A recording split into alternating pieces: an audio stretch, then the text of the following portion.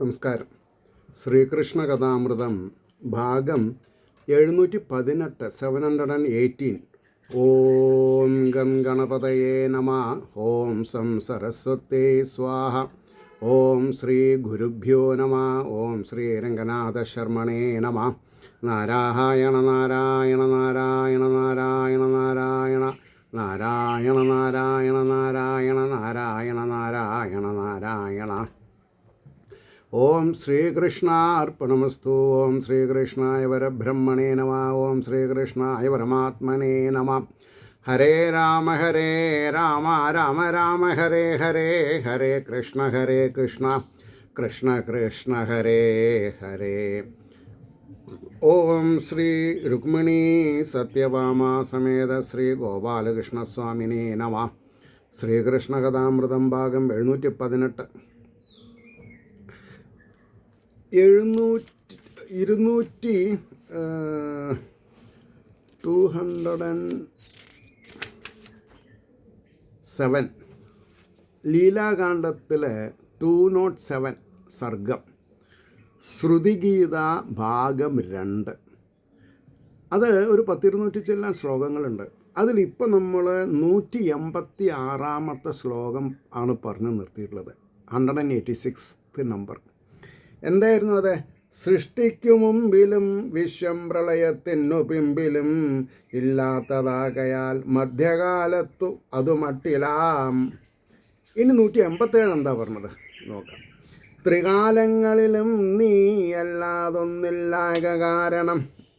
ത്രികാലങ്ങളെന്ന് പറഞ്ഞാൽ എന്താ? ജാഗ്രത അവസ്ഥ, സ്വപ്നാവസ്ഥ, സുഷുപ്തി അവസ്ഥ. ഇത് കൂടാണ്ടൊരവസ്ഥ തുര്യം അല്ലെങ്കിൽ കൈവല്യപ്രാപ്തി എന്നൊക്കെ പറയും. അപ്പോൾ ത്രികാലങ്ങളിലും നീയല്ലാതൊന്നില്ലായ കാരണം. നമ്മൾ ഉറങ്ങുമ്പോഴും ആത്മാവ് ഉണർന്നിരിക്കണോ? നമ്മൾ സ്വപ്നം കാണുമ്പോഴും ആത്മാവ് ഉണർന്നിരിക്കണോ? നമ്മൾ ജാഗ്രതാവസ്ഥയിൽ ജോലി ചെയ്യുമ്പോഴും ആത്മാവ് ഉണർന്നിരിക്കണോ? ആത്മാവിന് ഉറക്കമില്ല. ആത്മാവ് കണ്ണ് ചീമ്പി എന്ന് പറഞ്ഞാൽ ആത്മാവ് ശരീരത്തിൽ നിന്ന് നിർഗമിച്ചു എന്നർത്ഥം പറയണം. അപ്പോൾ നമ്മൾ മരിച്ചു. നമ്മുടെ ശരീരം, ആത്മാവല്ല മരിക്കണത്. ആത്മാവിന് ജനന മരണങ്ങളില്ല. പക്ഷേ ആത്മാവിന് പ്രകടമാവണമെങ്കിൽ ഒരു ശരീരം വേണം. അപ്പോൾ ഈശ്വരൻ നിരാകാരനാണ്. ആ നിരാകാരനായ ചൈതന്യം മായയെ ഉപയോഗപ്പെടുത്തി ഒരു ശരീരത്തെ ധരിക്കണം. അപ്പോഴാണ് ഓരോ അവതാരങ്ങൾ ഉണ്ടാവുന്നത്. ഇതൊക്കെ അറിഞ്ഞു വിചാരിച്ചിട്ടുണ്ടെങ്കിൽ ജീവിതം വളരെ അർത്ഥവത്താക്കി ജീവിക്കാം. ഒന്നിനും ഒരു പരിവേദനങ്ങൾ ഉണ്ടാവാണ്ട് ജീവിക്കാം. ഒന്നിനും ഒരു പരിശ്രമങ്ങളില്ലാതെ കണ്ട്. നേടേണ്ടത് നേടിയ പരിശ്രമം കഴിഞ്ഞു. പ്രയത്നം ഏതുവരെ വേണ്ടു? നേടേണ്ടത് നേടാൻ വേണ്ടിയിട്ട്. അതുകൊണ്ടാണ് പറഞ്ഞത് ത്രികാലങ്ങളിലും നീയല്ലാതൊന്നില്ലായ കാരണം ഒരേ പോലെ എന്നും എങ്ങെങ്ങും വിലസും നിന്നിൽ ഈ വിധം. ഒരേ പോലെ എങ്ങെങ്ങും, എവിടെ വേണമെങ്കിലും, east or west, south or north, ഒരേ പോലെ എന്നും എങ്ങെങ്ങും വിലസും നിന്നിൽ ഈ വിധം. ധനവാൻ പണ്ഡിതൻ വിപ്രൻ ദരിദ്രൻ വൃദ്ധൻ ഇങ്ങനെ മായയാൽ പല രൂപത്തിൽ ഇഷ്ടാനിഷ്ടാദി സർവവും. ധനവാനെന്നും പണ്ഡിതനെന്നും വിപ്രനെന്നും ദരിദ്രനെന്നും വൃദ്ധനെന്നും ഇങ്ങനെ മായയാൽ പല രൂപത്തിൽ ഇഷ്ടാനിഷ്ടാദി സർവവും. ഇഷ്ടവും അനിഷ്ടവും മായ കൊണ്ടുണ്ടാവുന്നതാണ്. ആത്മാവിന് ഇതൊന്നും ബാധകമല്ല. എന്നിട്ടോ മനസ്സ് കൽപ്പിച്ചുണ്ടാക്കി തീർക്കുന്നൊരു വിലാസമാം. മനസ്സ് കൽപ്പിച്ചുണ്ടാക്കി തീർക്കുന്നൊരു വിലാസമാം. അപ്പം ആ മനസ്സിനെ എന്ത് ചെയ്യണം? നമ്മൾ മനസ്സിനെ ഭഗവാനോട് ഏൽപ്പിക്കാം. ഭഗവാന്റെ തിരുപാദപത്മത്തിൽ മനസ്സിനെ അടക്കം ചെയ്യാം. ആനന്ദം പരമാനന്ദം സച്ചിദാനന്ദം ചിന്മയാനന്ദായ പിന്നെ ഒരു പ്രശ്നമില്ല. അതെല്ലാം സത്യമെന്നോർത്തു പോകയാം വെറുതെ നരൻ. ഈ പണ്ഡിതനാണ്, പാമരനാണ്, നീളമുള്ളവൻ, കുറുകിയവൻ, തടിച്ചവൻ, കൃശഗാത്രൻ എന്നീ ഭാവവ്യത്യാസങ്ങളൊക്കെ മനസ്സിൻ്റെ സങ്കല്പമാണ്. അതെല്ലാം സത്യമെന്നോർത്തു പോകയാം വെറുതെ നരൻ. അടുത്ത ശ്ലോകം. പ്രപഞ്ചം സത്യമല്ലെങ്കിൽ എന്തിനാം പലമട്ടിലും ജീവൻ ദുഃഖിപ്പത്, ഇവിടുന്ന് ആനന്ദിപ്പതും എങ്ങനെ? ഒരു ചോദ്യം ചോദിക്കുകയാണ്, കുസൃതി ചോദ്യം തോന്നുന്നു. പ്രപഞ്ചം സത്യമല്ലെങ്കിൽ, ഈ കാണപ്പെടുന്ന പ്രപഞ്ചം സത്യമല്ലെങ്കിൽ എന്തിനാം പലമട്ടിലും ജീവൻ ദുഃഖിപ്പത്, ഇവിടുന്ന് ആനന്ദിപ്പതുമെങ്ങനെ? പിന്നെ എങ്ങനെ ആനന്ദം ഉണ്ടാവുക എന്നാണ് ചോദിക്കണത്. അതിൻ്റെ ഉത്തരമാണ് പിന്നെ മായയാൽ ഉളവായി തീരും അവിദ്യയിൽ മയങ്ങുവൻ. പ്രശ്നം എന്താ? ഇതാണ് പ്രശ്നം. മായയാൽ ഉളവായി തീരും അവിദ്യ. വിദ്യ ഉണ്ട്, പക്ഷെ മായയുടെ പ്രകടനം കാരണം വിദ്യയെ മനസ്സിലാവണില്ല. അവിദ്യയിൽ മുങ്ങാണ് നമ്മൾ. വെറുതെ പോക്കറ്റ് എടുത്താൽ കിട്ടുന്ന കാശ് വെറുതെ അല്ലേ, എന്നാൽ അതല്ലേ നല്ലത്. അല്ലെങ്കിൽ കുറച്ച് ഷെയർ വാങ്ങി അത് 100% ഇരട്ടിയായാൽ ലാഭമായില്ലേ. ഇങ്ങനെ മനസ്സ് പിടികിട്ടാ പുള്ളീനെ പോലെ വിലസാ നമ്മുടെ ഉള്ളിൽ. അതിൻ്റെ ഇടയ്ക്ക് ഓരോ പരസ്യം കാണും അല്ലേ, അവിടെയാണ് പ്രശ്നം. മായയാൽ ഉളവായി തീരും അവിദ്യയിൽ മയങ്ങുവോൻ, ഓരോരോ ഉപാധിയിൽ ചെന്നു ജീവൻ വീണങ്ങും ഏതിലും. ഓരോരോ ഉപാധിയിൽ, കണ്ടീഷൻ. പറഞ്ഞു മനസ്സിലാവുണ്ടോ? ഇതൊക്കെ വളരെ വസ്തുനിഷ്ഠമായിട്ട് മനസ്സിലാക്കേണ്ടതാണ്. ഓരോരുപാധിയിൽ ചെന്നു ജീവൻ വീണങ്ങും ഏതിലും സുഖദുഃഖങ്ങളുണ്ടും കൊണ്ട് സുഖവും ദുഃഖവും മാറി മാറി വരികയാണ്. അപ്പോൾ മായയിലെ മനുഷ്യൻ രണ്ടും സ്വീകരിച്ചും കൊണ്ടും നിരസിച്ചുകൊണ്ടും, സുഖം വരുമ്പോൾ ദുഃഖത്തെ നിരസിക്കും, ദുഃഖം വരുമ്പോൾ സുഖം ഉണ്ടാവില്ല. അപ്പോൾ സുഖദുഃഖങ്ങളുണ്ടും കൊണ്ട് ഐശ്വര്യം തീരെ അറ്റുടൻ. ഐശ്വര്യം തീരെ ഇല്ലാണ്ടായാൽ വെറും സംസാരിയായി തീർന്നു പോകയാം. അതായത് ഫുട്ബോൾ കളിയുണ്ട് ഇല്ലേ, 11 ആൾ അവിടെയും 11 ആൾ ഇവിടെയായിട്ട്. അതോ 7 ആൾ 9 ആൾക്കും കളിക്കാം തോന്നുന്നു, 5 ആൾക്കും കളിക്കാം. ഗ്രൗണ്ട് ചേർന്നാണെങ്കിൽ 5 ആൾ മതി. അപ്പോൾ കാലിൽ പന്തുണ്ടാവും, പക്ഷെ ഗോൾ പോസ്റ്റിലേക്ക് പോവില്ല. ചിലവർ എങ്ങനെയൊക്കെ വേണോ അങ്ങനെയൊക്കെ അടിക്കും ബാൾ, പക്ഷെ ഗോളാവില്ല. അത് അർത്ഥമില്ലാത്തൊരു കളിയാണ്. ഗോളടിച്ച് കളിക്കണം വേണ്ടേ? അപ്പോൾ നമ്മുടെ ഗോൾ എന്താ? ജീവിതമാകുന്ന ഫുട്ബോൾ മാച്ചിൽ നമ്മുടെ ഗോള് ലക്ഷ്യപ്രാപ്തി എന്താ? ക്ഷേമം, അതായത് മോക്ഷം പ്രാപിക്കുക എന്നുള്ളതാണ്.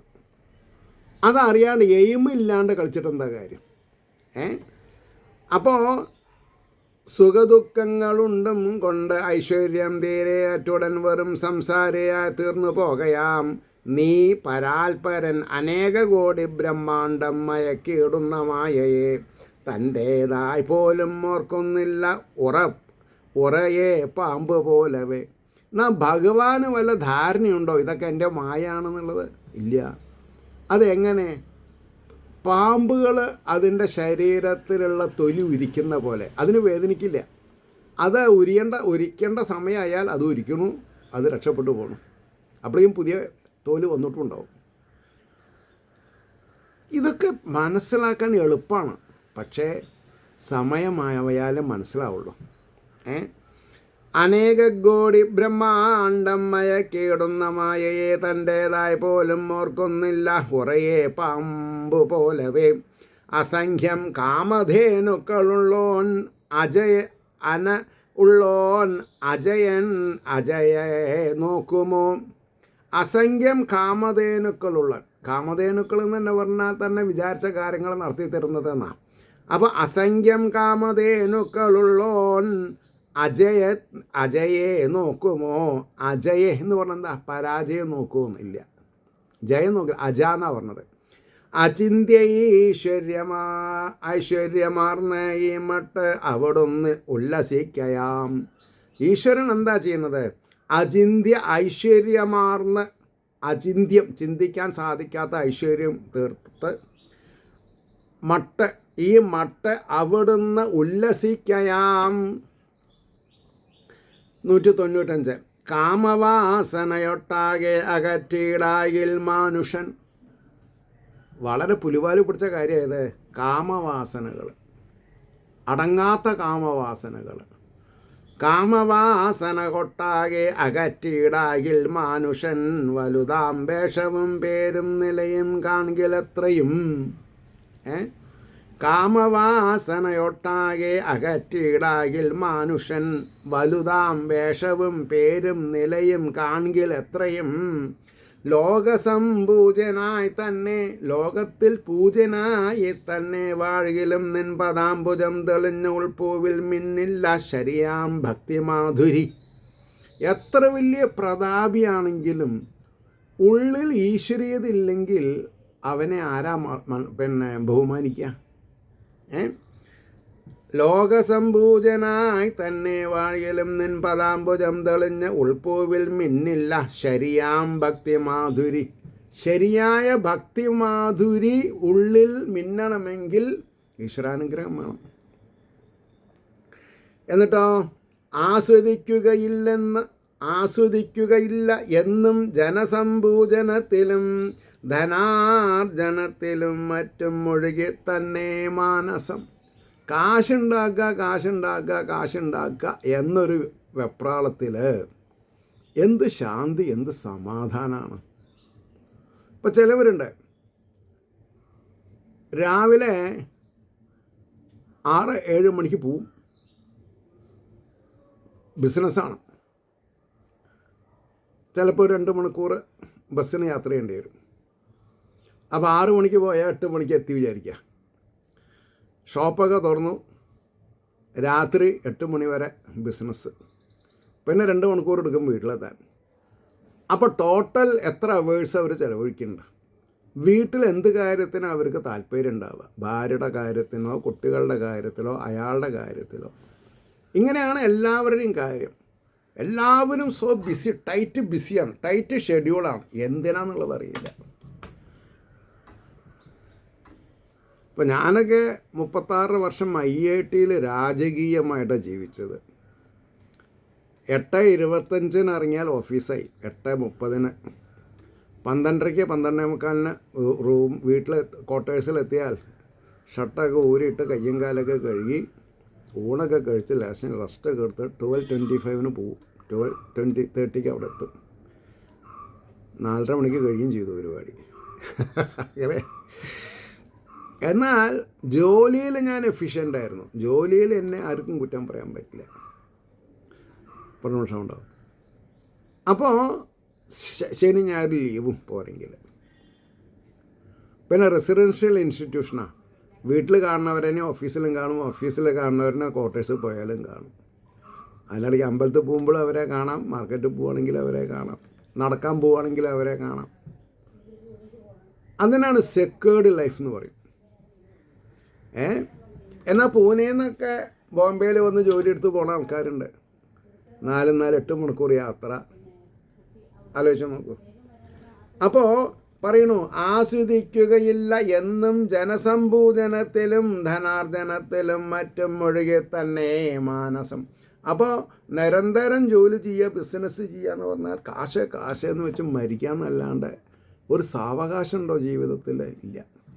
അടുത്തത്, മതിച്ചുപോം പലേ ഭാവം ഒളിപ്പിക്കേണ്ടതായി വരും. വളരെ ശ്രദ്ധിച്ച് മനസ്സിലാക്കേണ്ട കാര്യമാണ്. മതിച്ചുപോം പലേ ഭാവം ഒളിപ്പിക്കേണ്ടതായി വരും. ഇതെല്ലാം പുഞ്ചിരുകൊള്ളും ഓരോരോ മൃത്യു തന്നെയാം. മതിച്ചുപോം പലേ ഭാവം ഒളിപ്പിക്കേണ്ടതായി വരും. ഇതെല്ലാം പുഞ്ചിരിക്കൊള്ളും ഓരോരോ മൃത്യു തന്നെയാം. അകത്തിഴും മഹാരത്നം ഓർക്കാതെങ്ങനെ മഞ്ഞിതിൽ താൽക്കാലികങ്ങളാം ലോകപ്രതിഷ്ഠയിൽ മയങ്ങുകിൽ. ലോകപ്രതിഷ്ഠയിൽ മുങ്ങുക എന്ന് പറഞ്ഞാൽ അജ്ഞാനാന്ധകാരത്തിൽ മുഴുക. അകത്തിഴും മഹാരത്നം ഓർക്കാതെങ്ങനെ മഞ്ഞിതിൽ താൽക്കാലികങ്ങളാം ലോകപ്രതിഷ്ഠയിൽ മയങ്ങുകിൽ. മഹത്വം നഷ്ടം എന്നല്ല, മടങ്ങാനും പ്രയാസമാം. മഹത്വം ഇല്ല എന്ന് മാത്രമല്ല, മടങ്ങാൻ കഴിയില്ല. തുടങ്ങി വെച്ചത് പൂർത്തീകരിക്കണ്ടേ, എന്നാലല്ലേ എന്തെങ്കിലും ഒരു സാറ്റിസ്ഫാക്ഷൻ ഉണ്ടാവുള്ളൂ. മഹത്വം നഷ്ടമെന്നല്ല, മടങ്ങാനും പ്രയാസമാം.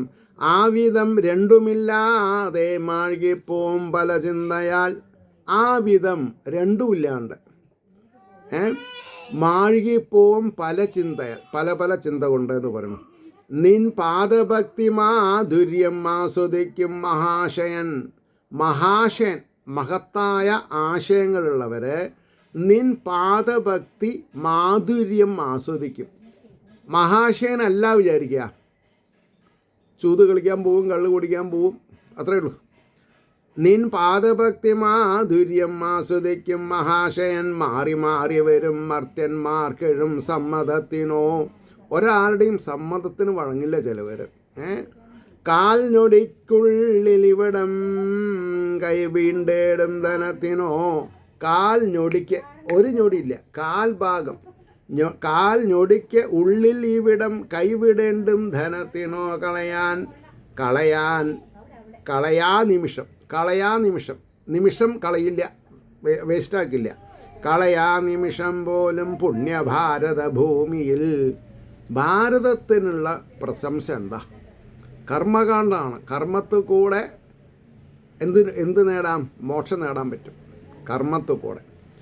അപ്പോൾ കാൽ ഞൊടിക്കുള്ളിൽ ഇവിടം കൈവിടേണ്ടും ധനത്തിനോ. അല്ലേ, മരിച്ചു പോയാൽ എത്ര വലിയ ഡിപ്പോസിറ്റ് ബാങ്കിലുണ്ടെങ്കിലും ജീവൻ തിരിച്ചു കിട്ടുമോ? ഇല്ല. അതാണ് കാൽ ഞൊടിക്കുള്ളിൽ ഇവിടം കൈവിടേണ്ടും ധനത്തിനോ. കളയാ നിമിഷം പോലും പുണ്യഭാരത ഭൂമിയിൽ. ഋഷിമാരുടെ സൂത്രങ്ങൾ എത്രയും കേട്ടുറച്ചവൻ. ഋഷീശ്വരന്മാരുടെ ഉപദേശ ശകലങ്ങളെ സ്വീകരിച്ചവൻ രക്ഷപ്പെടും. ഋഷിമാരുടെ സൂക്തങ്ങൾ എത്രയും കേട്ടുറച്ചവൻ സർവത്ര നിർഗുണം മാത്രം കണ്ടുകൊണ്ടുല്ലസിക്കുവോൻ. ഇത് അത് സ്വീകരിച്ചാൽ മതി. ഭഗവാൻ നിർഗുണനാണ് എന്ന് മനസ്സിലാക്കി രക്ഷപ്പെട്ടു. ഭഗവാൻ എന്താ പറയുക, സകാമനത്തിലാണ് എന്ന് പറഞ്ഞ മോശമായി. അപ്പോൾ ഋഷിമാരുടെ സൂക്തങ്ങൾ എത്രയും കേട്ടുറച്ചവൻ സർവത്ര നിർഗുണം മാത്രം കണ്ടുകൊണ്ടുല്ലസിക്കുവൻ. ഭഗവാനെ നിർഗുണോപാസന ചെയ്യുന്നവൻ രക്ഷപ്പെടും. ഇല്ലാത്തവരെ സഗുണത്തിൽ ഉപാസിക്കുന്നവൻ രക്ഷപ്പെടില്ല. വല്ലോരും വന്നിക്കിൽ മതിക്കില്ലോർക്കും ഇങ്ങനെ.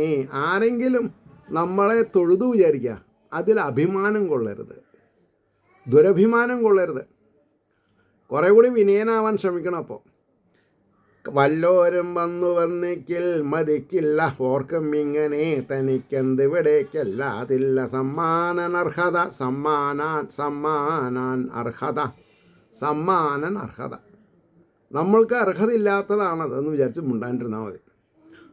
എന്തുകൊണ്ട് അവൻ എന്നെ നമസ്കരിച്ചില്ല, അല്ലെങ്കിൽ എന്തുകൊണ്ട് അവൻ എന്നെ വണങ്ങിയില്ല എന്ന് ചോദിച്ചാൽ നമ്മൾ കുരുത്തം കെട്ടവനാണെന്ന് ഈശ്വരൻ പറയും. അതുകൊണ്ടാണ് പറയണത്. കപടാചാരനാണെന്നോ മറ്റോ നിന്നിച്ചു ചൊല്ലുകിൽ ദോഷങ്ങൾ നോക്കി നീക്കിയിടും ഇല്ലെങ്കിൽ അറിയാതിവൻ. കപടാചാരനാണെന്നോ മറ്റോ നിന്നിച്ചു ചൊല്ലുകിൽ, നിന്ദിച്ചവനാണ് പാപം. ആരെപ്പറ്റി നിന്ദിച്ചു? അവനല്ല പാപം. കപടാചാരനാണെന്നോ മറ്റോ നിന്ദിച്ചു ചൊല്ലുകിൽ ദോഷങ്ങൾ നോക്കി നീക്കിയിടും ഇല്ലെങ്കിൽ അറിയാതിവൻ. ചൊല്ലുകയാം പാവം എന്നോർത്ത് പാടും നിൻ പുണ്യകീർത്തനം. ഭഗവാന്റെ പുണ്യകീർത്തനം പാടി രസിക്കുന്നവന് ഒരു ചിന്തയും വേണ്ട. അവൻ്റെ ചിന്തകളൊക്കെ ഭഗവാൻ നേരാക്കി കൊടുക്കും. ചൊൽകയാം ദോഷം. അപ്പോൾ കപടാചാരനാണെന്നോ മറ്റോ നിന്നിച്ചു ചൊല്ലുകൾ ദോഷങ്ങൾ നോക്കി നീക്കിയിടും ഇല്ലെങ്കിൽ അറിയാതിവൻ. ചൊൽകയാം പാവം എന്നോർത്തു പാടും നിൻ പുണ്യകീർത്തനം. അക്ഷയാനന്ദമാർന്ന് ആ മട്ട് ഉല്ലസിക്കുന്നു ഭാഗ്യവാൻ. ആരാ ഉല്ലസിക്കണത്? അക്ഷയാനന്ദമാർന്ന്, ക്ഷയിക്കാത്ത ആനന്ദം അനുഭവിച്ചുകൊണ്ട്. സച്ചിദാനന്ദ. അപ്പോൾ അക്ഷയാനന്ദം മാർന്ന് ആ മട്ട് ഉല്ലസിക്കുന്നു ഭാഗ്യവാൻ. രസസമ്പൂർത്തി എന്നാണ് അർത്ഥം പറയാം. ഈശ്വരൻ്റെ രസാനുഭൂതി. തൃപ്പാദ സേവകൻ പോലും ഈ വിധം വിലസിയിടവേ. തൃപ്പാദ സേവകൻ, ഭഗവാന്റെ തിരുപാദപത്മങ്ങളെ സേവ ചെയ്യുന്നവൻ ഭാഗ്യവാനാന്നാണ് പറഞ്ഞത്. തൃപ്പാദ സേവകൻ പോലും ഈ വിധം വിലസിയിടവേ അഖണ്ഡ സച്ചിദാനന്ദ പരിപൂർണൻ്റെ വൈഭവം. അഖണ്ഡ സച്ചിദാനന്ദൻ്റെ അഖണ്ഡ സച്ചിദാനന്ദ പരിപൂർണൻ്റെ വൈഭവം ഉര ചെയ്യാനും ഓർക്കാനും ആളല്ല ഞങ്ങൾ മഹാപ്രഭോ. ഭഗവാനോടൊരു അൺകണ്ടീഷണൽ അവസ്ഥ പ്രകടിപ്പിക്കുകയാണ്. അഖണ്ഡ സച്ചിദാനന്ദ പരിപൂർണൻ്റെ വൈഭവം ഉര ചെയ്യാനും ഓർക്കാനും ആളല്ല ഞങ്ങൾ മഹാപ്രഭോ. ഞങ്ങൾ ആളല്ല എന്നാണ് പറഞ്ഞത്. അവിടേക്കും അത് അജ്ഞാനം അപരിച്ഛിന്നമാകയാൽ, അവിടേക്കും അത് അജ്ഞാനം അപരിച്ഛിന്നമാകയാൽ കോടാനുകോടി ഉൾക്കൊണ്ടിടുന്ന നീ വിഭോ. കോടാനുകോടി ബ്രഹ്മാണ്ടം ഉൾക്കൊണ്ടിടുന്ന നീ വിഭോ. ഒന്നുപോലെയുമല്ലാത്തതെന്നല്ലാതെന്തു ചൊല്ലിടാം.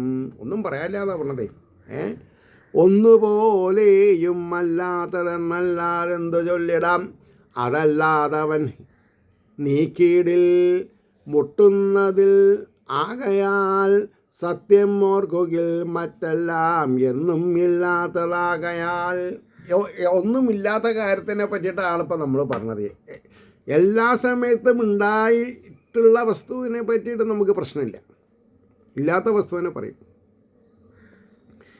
അതുകൊണ്ടാണ് പറഞ്ഞത് മുട്ടുന്നതിൽ ആകയാൽ സത്യമോർക്കുകിൽ മറ്റെല്ലാം എന്നും ഇല്ലാത്തതാകയാൽ സഗുണം നിർഗുണം രണ്ടും ഒന്നു തന്നെയുമാകയാൽ. സഗുണനെന്നും നിർഗുണനെന്നും പറയുന്നത് ഒരു വസ്തുവിനെയാണ്. രണ്ടും ഒന്നു തന്നെയുമാകയാൽ നിന്നെ പുകഴ്ത്തുന്നവരാ ഞങ്ങളെ എങ്കും എത്രയും. ഞങ്ങളുടെ ജോലി എന്താ? ഭഗവാനെ സ്തുതിക്കുക. അതിലും മീതെ ഒന്നുമില്ല. അപ്പോൾ സത്യപ്രതിഷ്ഠർ ഈ വണ്ണം മുക്തകണ്ഠം സത്യപ്രതിഷ്ഠർ ഈ വണ്ണം മുക്തകണ്ഠം മഹർഷികൾ ഉദ്ഘോഷിക്കുകയാൽ തന്നെ ഞങ്ങളെന്നും കൃതാർത്ഥകൾ. ആ ഭിക്ഷുഗീത ഭാഗം 2 പ്രസക്തമായിട്ടുള്ള ഭാഗം ഇപ്പോൾ കഴിഞ്ഞത്. 212 ശ്ലോകമാണ് പറഞ്ഞത്. സത്യപ്രതിഷ്ഠർ ഈ വണ്ണം മുക്തകണ്ഠം മഹർഷികൾ ഉദ്ഘോഷിക്കുകയാൽ തന്നെ ഞങ്ങൾ എന്നും കൃതാർത്ഥകൾ. ഞങ്ങൾ എന്നും കൃതാർത്ഥകളാണ് എന്ന് പറഞ്ഞിട്ടാണ് 206 സർഗം ഭിക്ഷുഗീത ഭാഗം 2 അവസാനിച്ചത്. ഇനി സർവത്ര ഇത് ശ്രീകൃഷ്ണകഥാമൃതേ കലികൽമഷനാശനേ ലീലാഖണ്ഡേ ഷഡധികദ്വിശതമസർഗ സർവത്ര ഗോവിന്ദനാമ സങ്കീർത്തനം ഗോവിന്ദ ഗോവിന്ദ. ഇനി 207 സർഗം ശ്രുതിഗീത ഭാഗം 3. മുനിപുങ്കവർ ഈ വണ്ണം ശ്രുതിഗീത നുകർന്നുടൻ സനന്ദനനെ മാനിച്ചാർ എത്രയും പരിതൃപ്തരായിട്ടുള്ള ആൾക്കാർ അവരെന്ത് ചെയ്തു? സനന്ദനനെ മാനിച്ചു. എത്രയും വിശ്വമംഗളമാശിക്കും സനകാദി മഹർഷികൾ എന്താ? വിശ്വമംഗളം ആശിക്കും സനകാദി മഹർഷികൾ പിഴിഞ്ഞെടുത്ത വേദാന്തസാരം മണിതിനെത്രയും. ഈ 4 വരി ശ്ലോകങ്ങളുണ്ടല്ലോ, അത് വിശ്വമംഗളമാശിക്കും സനകാദി മഹർഷികൾ പിഴിഞ്ഞെടുത്ത വേദാന്തസര സാരമാണിതിനെത്രയും. അർഹനാമങ്ങ് കൈ കൊണ്ടു യഥേഷ്ടം സഞ്ചരിച്ച് ഇനി വേണ്ടവർക്കൊക്കെയും കൊണ്ടേ കൊടുത്താലും മുനീശ്വര. എന്താ പ്രാർത്ഥിച്ചത്? വിശ്വമംഗളം ആശിക്കും സനകാദി മഹർഷികൾ പിഴിഞ്ഞെടുത്ത വേദാന്തസാരം ആണിതിനെത്രയും അർഹനാം അങ്ങ് കൈക്കൊണ്ടു യഥേഷ്ടം സഞ്ചരിച്ചിനി വേണ്ടവർക്കൊക്കെയും കൊണ്ടേ കൊടുത്താലും മുനീശ്വര. വലിയ ഒരു ഉദാരമതിയായിട്ടുള്ളൊരു കാര്യം പറഞ്ഞ് മനസ്സിലാക്കുകയാണ്. അർഹനാം അങ്ങ് കൈ കൊണ്ടു യഥേഷ്ടം സഞ്ചരിച്ചിനി വേണ്ടവർക്കൊക്കെയും കൊണ്ടേ കൊടുത്താലും മുനീശ്വര. അടുത്തത് 4-ാമത്തെ ശ്ലോകം. ഗുരുകൽപ്പന കേട്ട് ഈ ഗുരുകൽപ്പന കേട്ട് അത്യന്ത വിനയത്തോടും ഗുരുകൽപ്പന കേട്ടിയും അത്യന്ത വിനയത്തോടും നമസ്കരിച്ചു കൈകൂപ്പി ചൊല്ലി ദേവർഷി. ഇങ്ങനെ നാരദൻ ഇങ്ങനെ പറഞ്ഞു. എങ്ങനെ? കാമാനുഭൂതിയിൽ കൂടി തന്നെ ഗോപി ജനങ്ങളെ മുക്തിക്കും മോളിൽ മിന്നിച്ച നീയേ സർവസ്വതന്ത്രനാം. അതായത് സർവസ്വതന്ത്രനാണ് നമ്മൾ എന്നാണ് പറഞ്ഞത്. പക്ഷെ നമ്മൾ ആവശ്യമില്ലാണ്ട് ഉത്തരം താങ്ങുന്ന പല്ലിയനെ പോലെ എല്ലാ ഭാരവും നമ്മൾ ചോദിച്ചു വാങ്ങുകയാണ്. ഭോക്തൃത്വവും കർത്തൃത്വവും ഒക്കെ അതിൻ്റെ ആവശ്യമില്ല. നമുക്ക് ചെയ്യാൻ സാധിച്ചതൊക്കെ നന്നെന്ന് വിചാരിക്കാം. അപ്പോൾ പറഞ്ഞു, ഗുരുകൽപ്പന കേട്ട് ഈ മട്ട് അത്യന്ത വിനയത്തോടും നമസ്കരിച്ചു കൈകൂപ്പി ചൊല്ലി ദേവർഷി. ഇങ്ങനെ എന്താ പറഞ്ഞത്? കാമാനുഭൂതിയിൽ കൂടി തന്നെ ഗോപി ജനങ്ങളെ മുക്തിക്കും മോളിൽ മിന്നിച്ച നീയേ സർവസ്വതന്ത്രനാം. എല്ലാം കൊണ്ടും സ്വതന്ത്രനാണ്.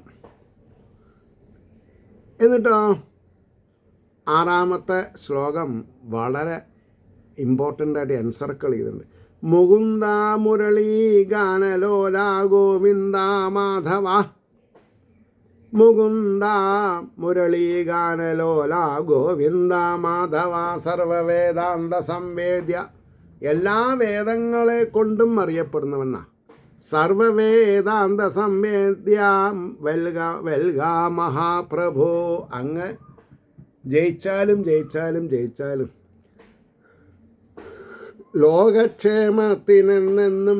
ലോകക്ഷേമത്തിനെന്നും അവതാരങ്ങളെ വിധം കൈക്കൊള്ളും കൃഷ്ണ നിൻ തൃക്കാൽ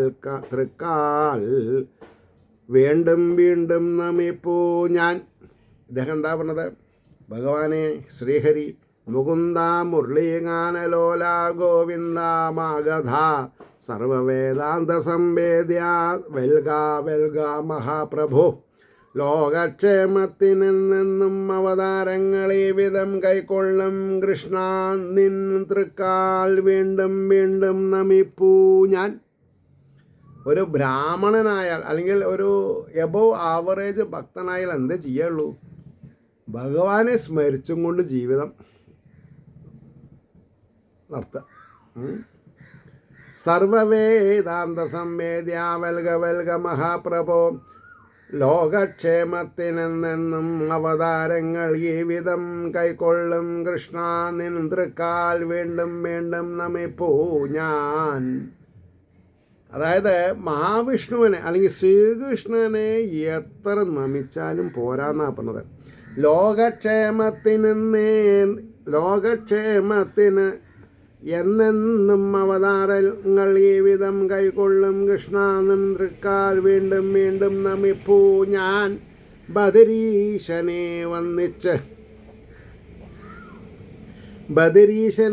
വന്നിച്ച ശിഷ്യരെയും മഹാമതി എണ്ണച്ചൻ വാണിടും പുണ്യാശ്രമം ഭോഗീടിനാനുടൻ നാരായണർഷി അരുളി ചെയ്തതെല്ലാം സവിസ്തരം ചൊല്ലിനാൻ അച്ഛനത്ര സന്തോഷിച്ചത് അവർണ്യമാം നിർഗുണത്തിങ്കൾ വേദങ്ങൾ വിലസിടും ഇതേ വിധം. നിർഗുണത്തിൽ, സഗുണത്തിൽ എന്നല്ല പറഞ്ഞ, നിർഗുണത്തിൽ വേദങ്ങൾ വിലസിടും ഇതേ വിധം. മനസ്സും പരമാത്മാവിൽ ചെന്നു മിന്നും അസംശയം പാരിൻ മംഗളം എന്നും ഓർത്ത് ഇതിൽ ഉടൻ ജീവേശ്വരാകാരം മാർന്നരുൾ കൂപ്പി മനസ്സു തൊട്ടവക അവക മനസ്സു തൊട്ടവ കടാക്ഷം കൊണ്ടു നൽകി വിഭോ. മായാവിഭ്രമം ആശ്രയിക്കുകിൽ ഉറക്കം പോലെ മാറ്റിടും. മാഹാത്മ്യം വഴിയും മുകുന്ദനെ അലിഞ്ഞോർക്കേണമെല്ലായ്പ്പോഴും. മുകുന്ദനെ സദാസമയത്തും ഓർക്കേ നിവർത്തിയുള്ളൂ. ഇതി ശ്രീകൃഷ്ണകഥാമൃതേ കലികൽമഷനാശനേ ലീലാകാണ്ഡേ സപ്താധികദിശസമർഗ സർഗഃ സർവത്ര ഗോവിന്ദനാമസങ്കീർത്തനം. ഗോവിന്ദ ഗോവിന്ദ. ഇനി വൃകാസുരവധം എത്ര 718 തോന്നുന്നു.